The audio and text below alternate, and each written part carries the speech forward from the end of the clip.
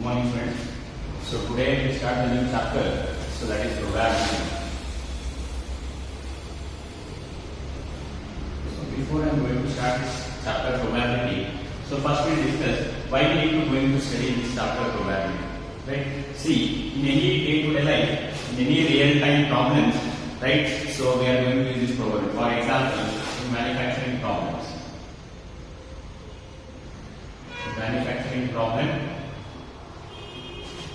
right? So in manufacturing problem and in supply demand ratio, see, when a factory will get maximum profit when the supply demand ratio is 1. So what is the meaning of the supply demand ratio? If the supply demand ratio is equal to 1, then the factory or a manufacturer will get a maximum profit. Right? So what is the meaning of the supply and demand? Suppose if you are manufacturing 1000 cars and there is a demand for 1000 cars. If you are manufacturing, because manufacturing is done before the demand, right? So if you are manufacturing 1000 cars and there is a demand for 1000 cars, then the profit is maximum. Right? Suppose if you are manufacturing 1000 cars and there is only a demand for 500, then there is a loss. Loss means there is less profit, we can say. Not loss, it is less profit. Right, so if we are manufacturing 1000 cars, but there is a demand for only 500 cars and 500 cars are not selling. Right, so it may be lagging, or that remaining 500 cars may be selling the next year. Right, so therefore if there is more supply and less demand, then there is a less profit, or we can say there is some loss. Right? Suppose if we are manufacturing 1000 cars and there is a demand for 2000 cars.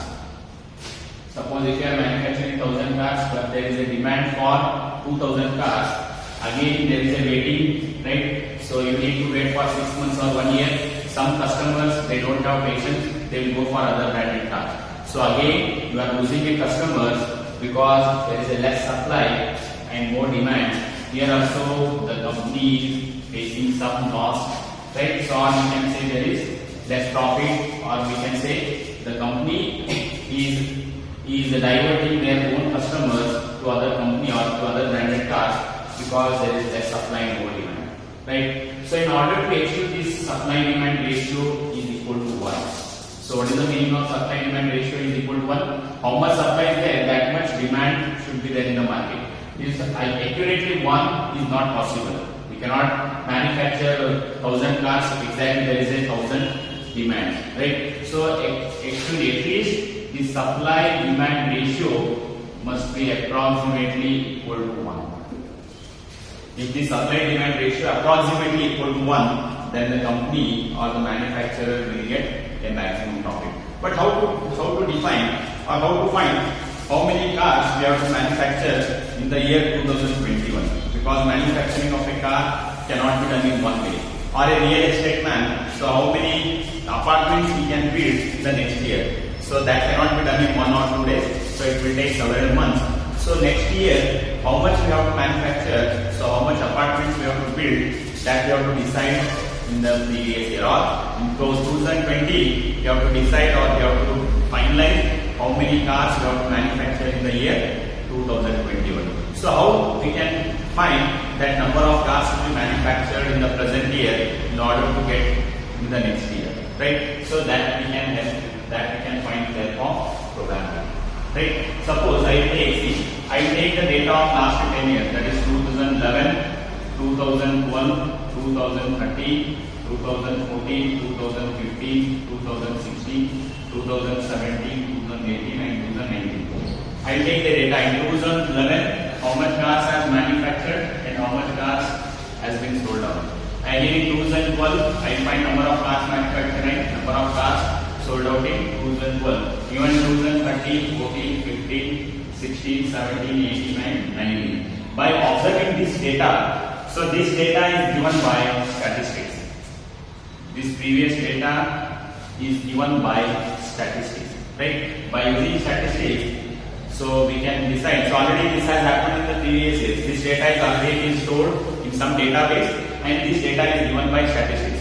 In 2011, how many cars have been manufactured and sold out? So from this, we'll fit some curve, or from this data, we are going to find, right? So even in 2020, we are going to find how many cars we are going to manufacture in the next year. So that data or that unknown parameter, we are going to predict with help of probability. So what is the advantage of probability? Probability is about predicting the unknown things. What is going to happen in the next day, or what is going to happen in the next year. So how much Kohli will score in the next innings, how much Rohit Sharma will score in the next innings. So what is the probability that Kohli will score more than 50 runs in the today's innings? So that all we can predict with help of probability. So probability is an approximate analysis. Probability is an approximate analysis. Means what? Approximate analysis means the results of probability are approximate. They are not 100% accurate. Right? So but why we are following this probability? Even though the answers or the results are approximate, but why we are following this probability theory? Right? So now the next question is, so the probability will give approximate answers, but still we are following this probability theory. Why we are following C?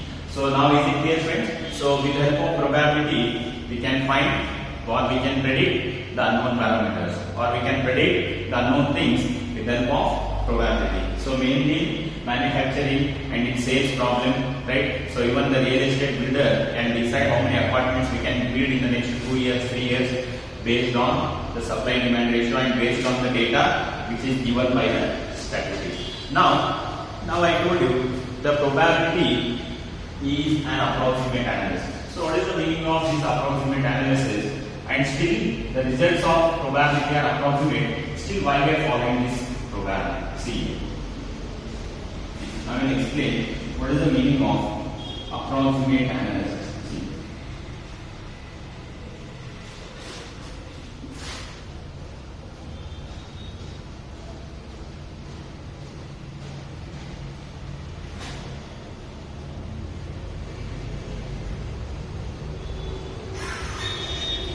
Students, what is the meaning of this approximate analysis?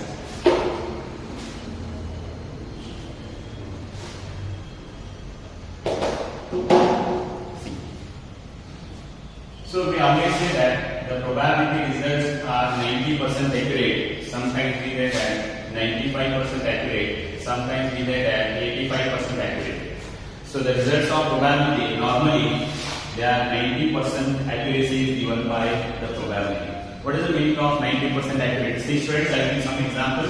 See the marks scored by students in the last 10 tests. For example, out of 100 in the first test he scored 80 marks. Out of 100 he scored 75, 85, 84, 81, 72, 69, so 89. So now let us say 91, 88, 87, 1, 2, 3, 4, 5, 6, 7, 8, 9, 10. So these are the marks scored by students in the previous 10 exams. So now can you predict what is the probability that we will score more than 70 marks in the next exam? It is sure. By observing this data, I can say it is 100% sure that you will score more than 70 marks in the next exam. By observing this data, I can predict, in the first test he scored 80, 75, 85, 84, 81, 72, 69, 89, 91, 88. But whether it is sure that we will score definitely more than 70 marks in the next exam, we don't know. The question paper may be difficult, or he may not feel well after this exam, so that he may not study, so he may not score more than 70 marks in the next exam. So by observing this data, I can predict. So definitely we score more than 70 marks in the next exam. I can say that surely 100% will score. Surely will score more than 70 marks in the next exam. But whether it is sure, it is not sure. Because after this exam, you may face some difficulty in health, or after this exam, the question paper may be very difficult, or there may be any reasons, right? But what is the meaning of this 90% accuracy? If I predict such things 100 times, what is the score after 10 tests you may score more than 70 marks, or run scored by a batsman in last 5 innings, that is 55, 70, 35, 48, 39, so 25, you can say 29. So now let us see, this is 1, 2, 3, 4, 5, 6. That is runs scored by batsman in the previous 6 innings. What is the probability that we score more than 20 runs in the next innings? So by observing this data, I can say that definitely we score more than 20 runs in the next innings. But whether it is sure, he may score 0 runs, he may score 1 runs, we don't know. But we can predict by using this data. I can predict he may score more than 20 runs in the next innings. It is around 90% or 100%. But whether it is sure, it is not sure. But what is the meaning of this 90% accuracy? If I predict such 100 things, so 90 times it will happen according to our prediction. What is the meaning of this 90% accuracy? If I predict 100 such things, so what is the mark scored by next test is more than 70. What is the run scored by batsman in the next innings, whether it is more than 20. If I predict such 100 things, so 90 times it will happen according to our prediction, 10 times it will happen against our prediction. So 90% of accuracy means if I predict 100 times, 90 times it will happen according to our prediction, only 10 times it is happening against our prediction. So 90 times what we are expecting or what we are predicting, that is only going to happen with the help of probability. See, in the year of 2016, see 2011, 2012, 2013, 2014, 2015, 2016. So let us assume, so in car manufacturing company, so every year with the help of probability they are having profit. But in 2016, so all the automobile industry got lost because the Modi has made a note ban. So due to that crisis, due to that note ban, people are not willing to take vehicles because of shortage of money or they don't have money, right? So again in COVID-19, so the manufacturing companies in the last year, in 2019, they have decided to manufacture 5,000 cars, but due to this COVID-19, so people are facing financial problems and the manufacturer may face loss. So such external events will affect the results of probability. So in this condition, what we are predicting, it is not happening because of some external events, right? But what is the meaning of 90%? So that external events will disturb only 10 times. 90 times what we are predicting, that is only going to happen. So the company is having profit 90 times, there is a loss only for 10 times. So then obviously, if we average this loss and profit, obviously the company will be under profit. So if we are predicting 100 times, 90 times it will happen according to our prediction, but only 10 times it is not happening according to our prediction. Therefore, the company is having profit 90 times, but it is having loss only 10 times. So still, this is the reason why we are following this probability theory. By using there is some theorems and some concepts in probability. By observing this previous data, we can predict what is going to happen in the next year or next moment or next day, so that we can predict with the help of probability. And results of probability are always approximate. Approximate, already told you what is the meaning of approximate. So the probability, the results of probability, we say that it is 90% accurate. 90% accurate means if we are predicting 100 times, 90 times it will happen according to our prediction, 10 times it will happen against our prediction. So this is the reason why we need to study this chapter, probability. With the help of probability, we are going to study the unknown things. So we are going to study this probability theory in PUC first year, again in PUC second year.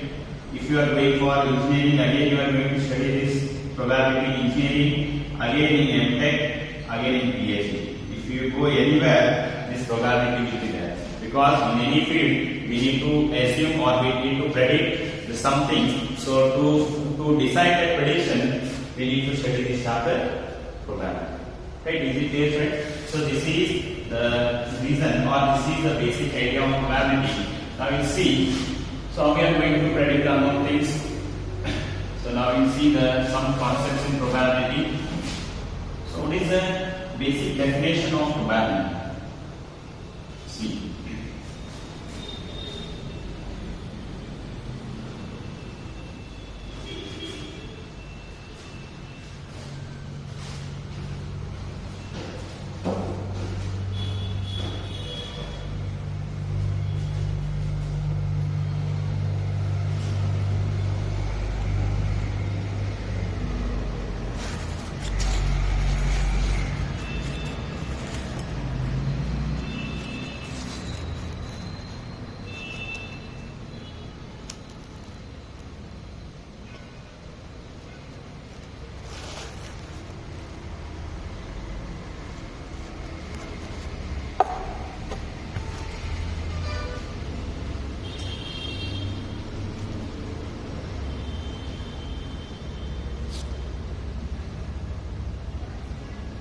Students, so now what is the probability? Definition of probability.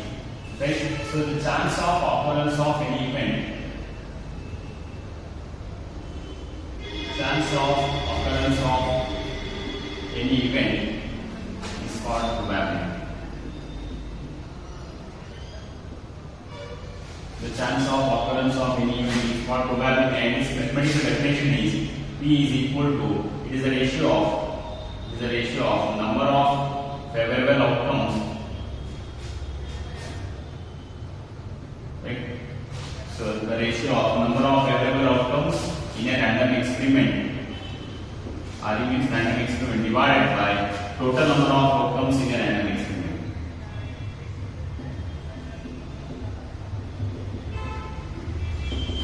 Outcomes in a, right? So probability is the ratio of number of favorable outcomes in a random experiment to the total number of outcomes in a random experiment, right? So it is a mathematical definition. And what is the conceptual definition? The chance of occurrence of any event is called probability, and it is the ratio of number of favorable outcomes in a random experiment divided by total number of outcomes in a random experiment. Now we will see next. Later I will define what is the meaning of favorable outcomes and what is the total number of outcomes.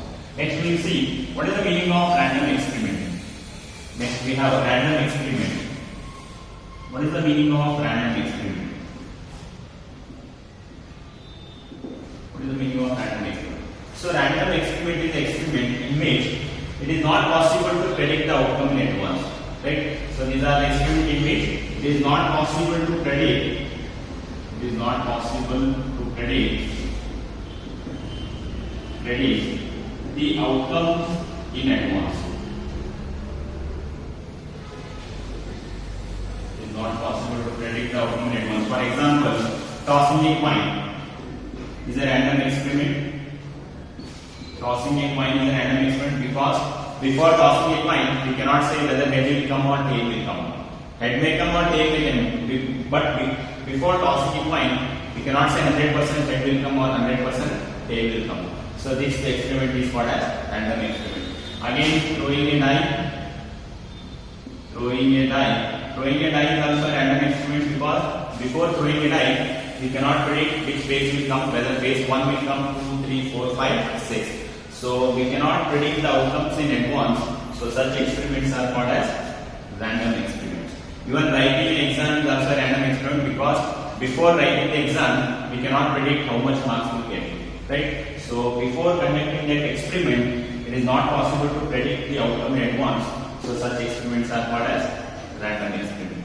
Next we have sample space.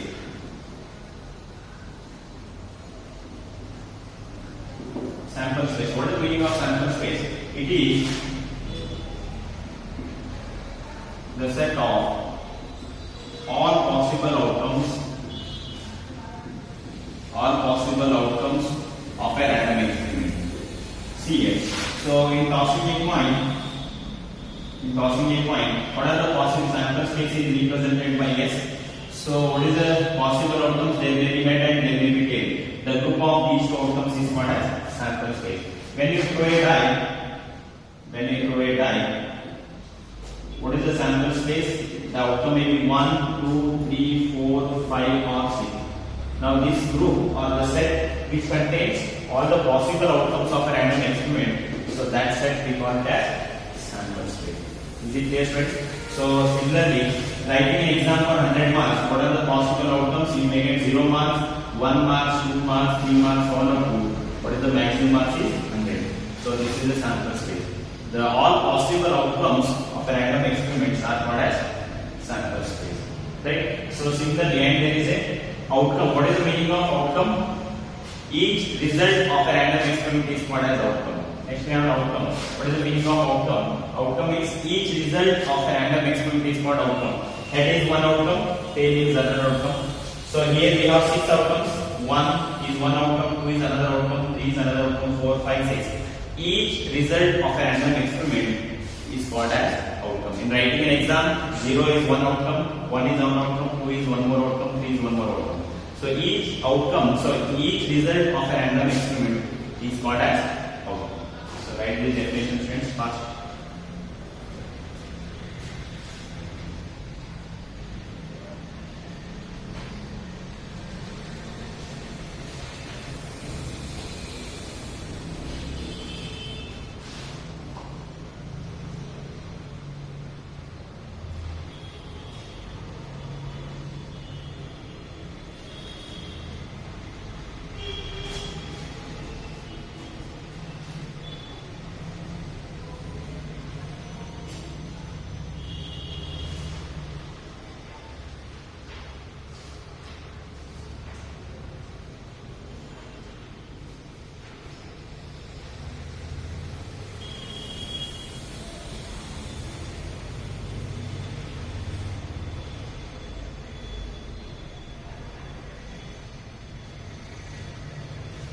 student.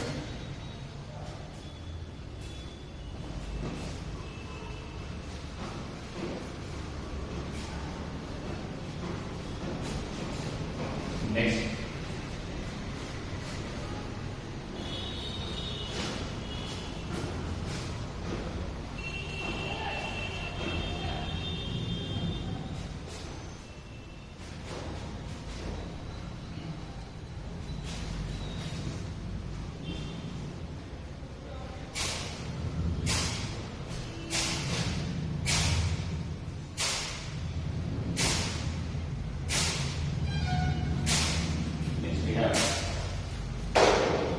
Equally likely outcomes.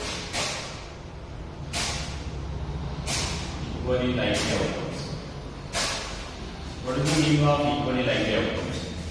So when you toss a coin, so the probability of getting head is same as probability of getting tail.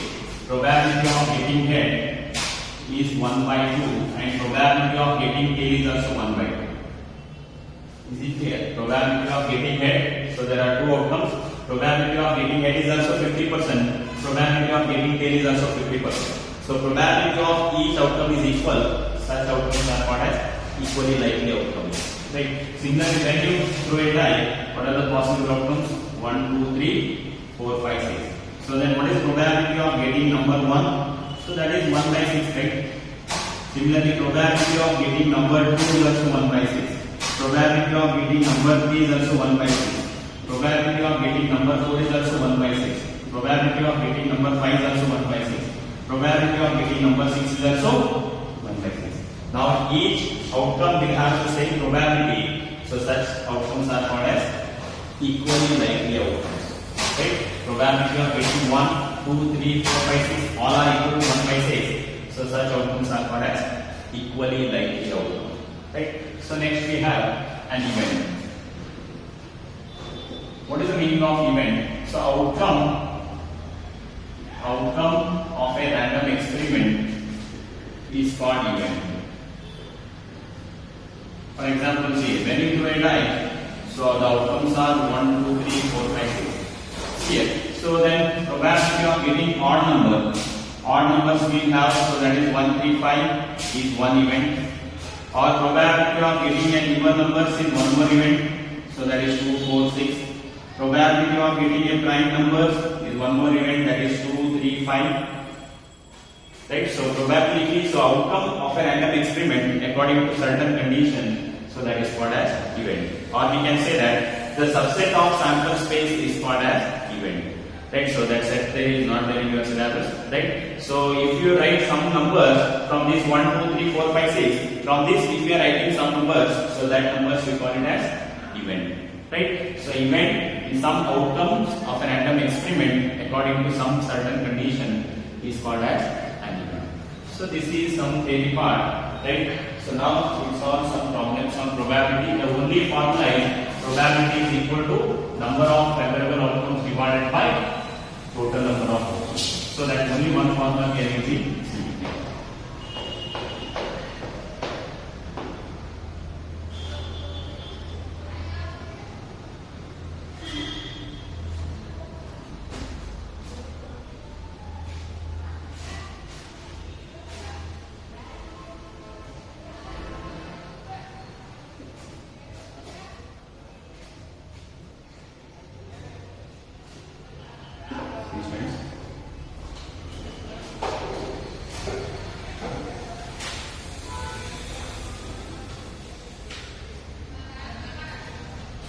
First problem, in a single throw of die,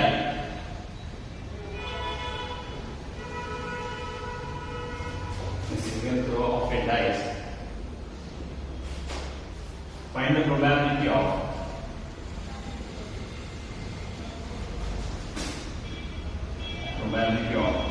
getting a number, first one greater than 2, second one less than or equal to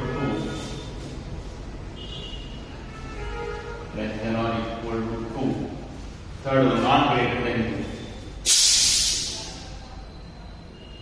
not greater than See students.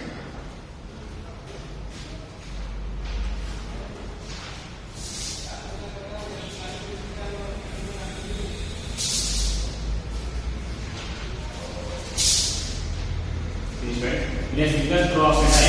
So when you throw a die, what are the possible outcomes? That is answer space 1, 2, 3, 4, 5, 6. Right, so 1, 2, 3, 4, 5, 6. What is first one? So that is greater than 2. Greater than 2 means what are the possible outcomes? Favorable outcomes means which the outcomes which satisfies the given conditions are called as favorable outcomes. Greater than 2. Greater than 2 means what? 3, 4, 5, 6. 3, 4, 5, 6. Is it clear? So the outcomes which satisfy the given conditions are called as favorable outcomes. So greater than 2. So now I find probability of getting a number greater than 2. So what is the formula? Number of favorable outcomes divided by total number of outcomes. Number of favorable outcomes is how much it is? 1, 2, 3, 4. That is 4. Divided by total number of outcomes 1, 2, 3, 4, 5, 6. So therefore it is 2 by 1. Is it clear? So second one, what is the second one? Less than or equal to 2. See? Less than or equal to 2. Less than or equal to 2 means what? So it is less than or equal to 3. We have only 2 outcomes, that is 190. So what is the probability of getting a number less than or equal to 2? Number of favorable outcomes. Number of favorable outcomes is 2. Divided by total number of outcomes is 6. That is answer is 1 by 2. So third one, that is not greater than 2. Not greater than 2. Not greater than 2 means what? Not greater than 2. What are the favorable outcomes? Not greater than 2. Right, say number should be less than or equal to 2. Not greater than 2 means it can be 2 or less than 2. So it can be 2 or less than 2 means what? It is 192. So probability of a number not greater than 2 means it is less than or equal to 2. Now not greater than 2. So that number cannot be greater than 2 means what? That number can be less than or equal to 2. So which is equal to, we have two favorable outcomes divided by say. So that is equal to how much it is? 1 by 2. Is it clear friends? Right.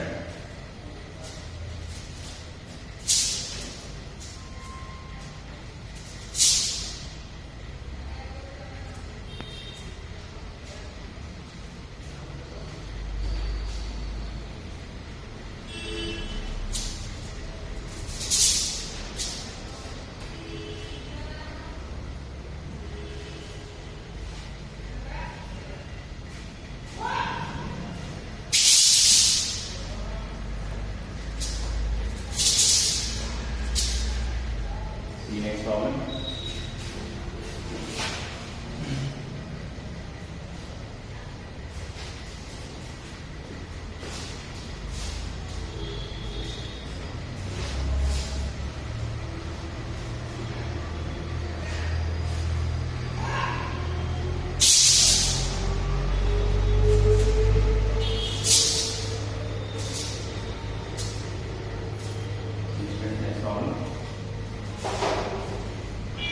In a single throw of a die, find the probability of getting a number. First one, 7.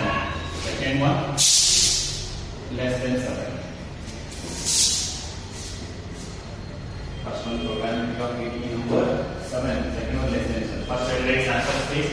That is S is equal to 1, 2, 3, 4, 5, 6. So C.